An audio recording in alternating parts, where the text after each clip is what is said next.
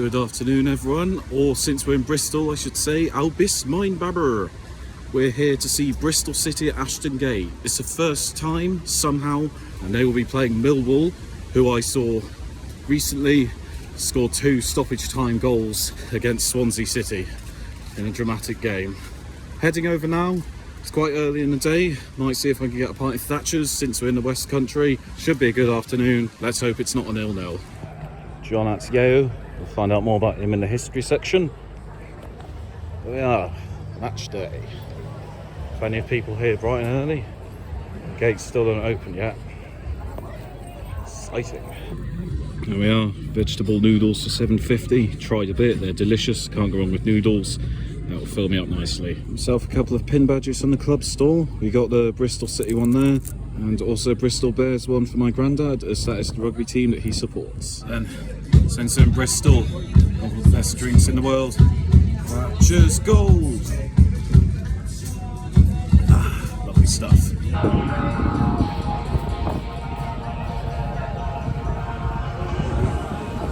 So the turnstiles are open nice and early, so we're about to head inside Ashton Gate, but before we do, let's find out a little bit about today's hosts, Bristol City. Bristol City were founded in 1894 as Bristol Southend, and 3 years later changed their name to Bristol City when they became professional and joined the Southern League. They joined the Football League in 1901. In 1906 they won the second division in style, becoming the first ever Football League club to win 30 games in a season out of 38 played. Towards the end of the decade, they would twice come within a whisker of glory, first finishing as runners-up in the first division in 1907 and then losing the 1909 FA Cup final to Manchester United. However, in 1911 they were relegated, and it would be 65 years before they were next in the top flight. They were relegated to the third division in 1922, and spent much of the 1920s yo-yoing between the second and third tiers. The 1930s saw them stuck in the third division. During World War II, the grandstand of Ashton Gate was destroyed in the Blitz. The other side of the war saw promise, as they recorded a record 9-0 win over Aldershot in their first season back. They would spend a 5-year spell in the second tier in the late 50s, and although they faced relegation, they returned to second tier in 1965. Alan Dix was appointed manager in 1967, and 9 years later he ended the Robins' 65-year exile from the First Division. They won the Anglo-Scottish Cup in 1978, defeating a St Mirren side managed by Alex Ferguson in the final. They spent a few years in the top flight, but in 1980 they were relegated, and 2 further relegations followed to make it a hat-trick as debts mounted, and they were eventually declared bankrupt.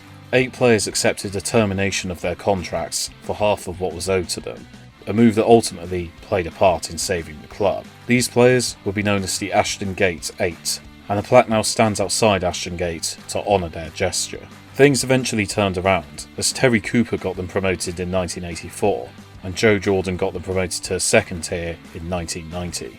Upon returning to second tier, one of their first signings was a young Andy Cole. In 1994, they knocked Liverpool out of the FA Cup.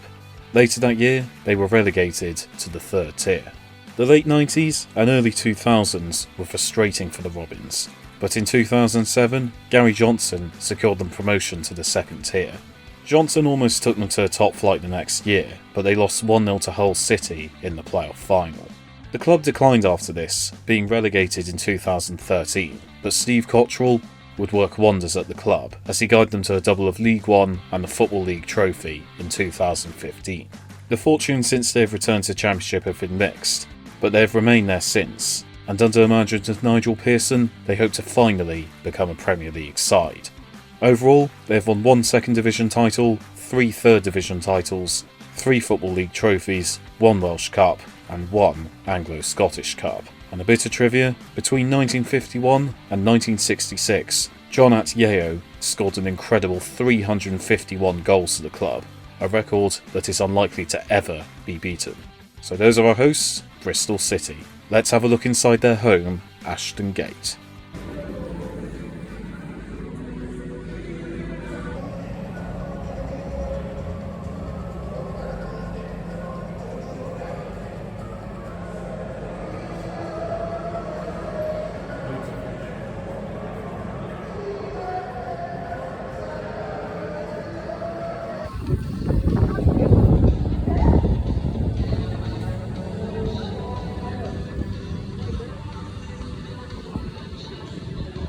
Well, I'm here, I'm in my seat.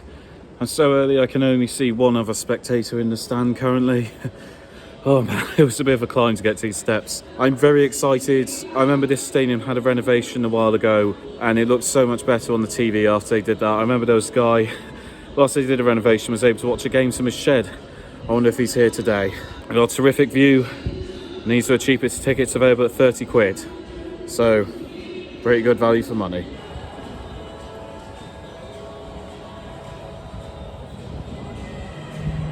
Barely even got in the stadium. I've really enjoyed it so far. You can clearly see this club means a lot to the supporters. And inside in the concourse, all that artwork, I've never seen a club put so much effort into stuff like that. Like normally, if there's anything in the concourse, I'll just sort of, yeah, sounds. But like, I was sat there reading all the stuff they put, the history of the club. Yeah, they really take pride in their history and the fact that they put up a poem by a young Bristol City fan. It's really beautiful. Like, it's absolutely fantastic art. And it's clear that there's a lot of effort put into maintaining this stadium. It looks very modern. I will admit it's slightly dirty around where I am, but apart from that, the stadium's looking fantastic. So yeah, hopefully there's a good turnout today. Let's hope there's a good atmosphere as well. Probably within the first 100 spectators here.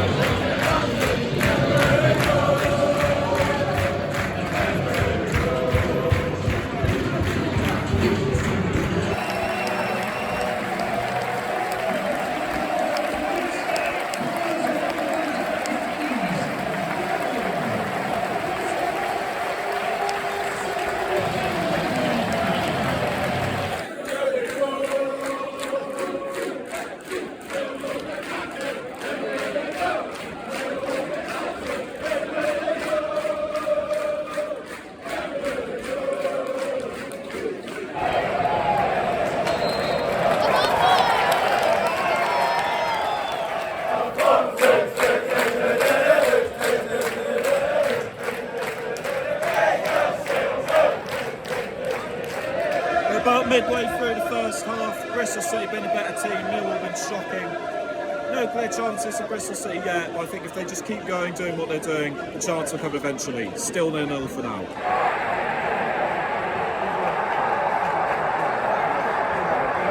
Minutes before half-time and Millwall have taken the lead.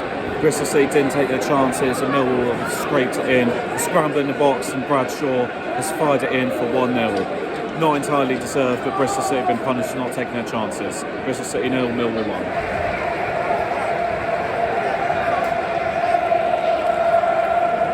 And so I didn't expect to be saying this in the first 20 minutes, but Millwall lead at half-time.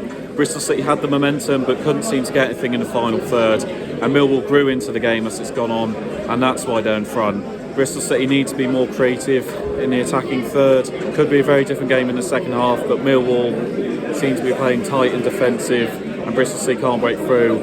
And if they keep that way, park the bus, they can scrape out a 1-0 win. Half-time, Bristol City 0, Millwall 1.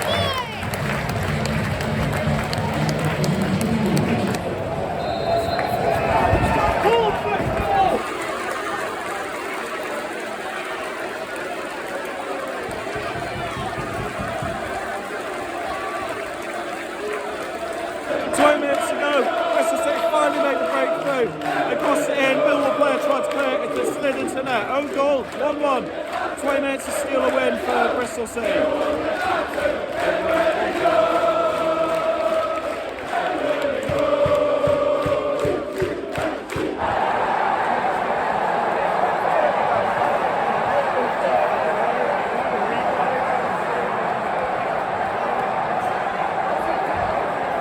One of the jammiest goals you'll ever see. Bristol City keeper Max O'Leary came off the line. He didn't need to, there were like 5 defenders around him. But it's fallen to Zach Fleming, who slid it in. An open goal he couldn't miss. And Millwall are back in front, 2-1. In the dying seconds, Millwall have a penalty. They went on the counter attack. Referees point to a spot. They can seal it once and for all.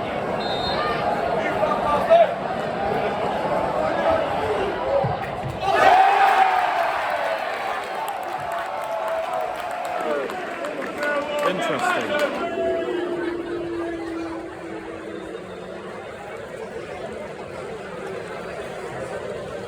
full time at Ashton Gate, and Millwall are the ones to take the 3 points after winning by 2 goals to 1, and it's only because of a penalty save that they didn't make it 3-1. I think Bristol City just didn't show enough urgency when they had the momentum, and when they lost the momentum, Millwall took advantage. And the Londoners have shithoused their way to victory, as they so often do. But Bristol City will need to be more clinical if they want to fight for promotion. They still have promising moments, but at the end of the day, they didn't take advantage of momentum when they had it, and that's why they've lost.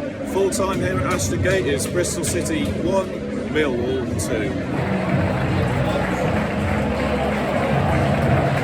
And so that was Ashton Gate, home of Bristol City. I've had a really good time. I'm glad to finally take that off the list.